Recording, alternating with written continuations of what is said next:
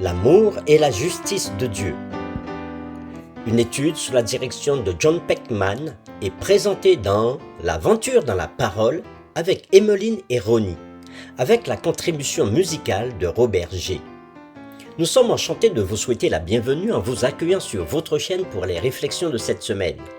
Que Jésus-Christ soit notre guide, que le Saint-Esprit nous instruise et nous rende forts alors que nous nous arrêtons sur ce grand thème tout au long de ce trimestre. Aujourd'hui commence la série numéro 5 qui va du samedi 25 au vendredi 31 janvier et qui a pour titre « La colère de l'amour divin ». Les lectures de la semaine concernent les chapitres suivants. Psaume 78, Jean chapitre 4 versets 1 à 4, Matthieu chapitre 10 verset 8, Matthieu chapitre 21 versets 12 et 13, Jérémie chapitre 51 versets 24 et 25 et Romains chapitre 12 les versets 17 à 21. Le texte à mémoriser de cette semaine que nous vous invitons à dire avec nous se trouve au psaume 78 verset 38. Toutefois, dans sa miséricorde, il pardonne l'iniquité et ne détruit pas. Il retient souvent sa colère et ne se livre pas à toute sa fureur. Nous vous invitons à le redire avec nous, psaume 78 verset 38. Toutefois, dans sa miséricorde, il pardonne l'iniquité et ne détruit pas. Il retient souvent sa colère et ne se livre pas à toute sa fureur. Alors que la compassion de Dieu est souvent célébrée, l'idée de sa colère apparaît effrayante à bien des égards.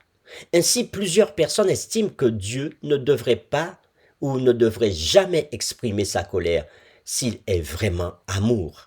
Toutefois, ce raisonnement est erroné car la colère de Dieu est une émanation directe de son amour. Certains affirment aussi que le Dieu de l'Ancien Testament est un Dieu de colère et que celui du Nouveau Testament est un Dieu d'amour. Mais il n'y a qu'un seul Dieu et il est révélé comme le même dans les deux testaments. Le Dieu qui est amour se met en colère contre le mal, mais précisément parce qu'il est amour. Jésus lui-même avait exprimé une profonde colère contre le mal et le Nouveau Testament enseigne à de nombreuses reprises la colère juste et appropriée de Dieu. La colère de Dieu est toujours sa réponse juste et aimante contre le mal et l'injustice. La colère divine est une juste indignation motivée par la bonté et l'amour parfait, et elle cherche l'épanouissement de toute la création. La colère de Dieu est simplement la réponse appropriée de l'amour au mal et à l'injustice. Ainsi, le mal provoque la colère de Dieu qui cherche à rendre justice aux victimes du mal. La colère divine est donc une autre expression de l'amour divin. La série de cette semaine met en évidence deux points fondamentaux. Le premier, c'est que la colère de Dieu est sa réponse sainte et patiente au péché. La colère de Dieu n'est pas basée sur une initiative arbitraire, incontrôlable ou vengeresse. Au contraire, c'est toujours une réponse aimante et ferme contre le mal et l'injustice. Sa colère est une réponse au péché continu et rebelle qui nuit à sa création. Le deuxième point, la colère de Dieu est une indignation aimante et juste dans les Écritures.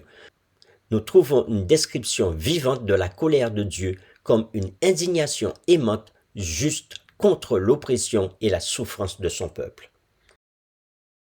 Les questions auxquelles nous répondons tout au long de cette semaine sont les suivantes.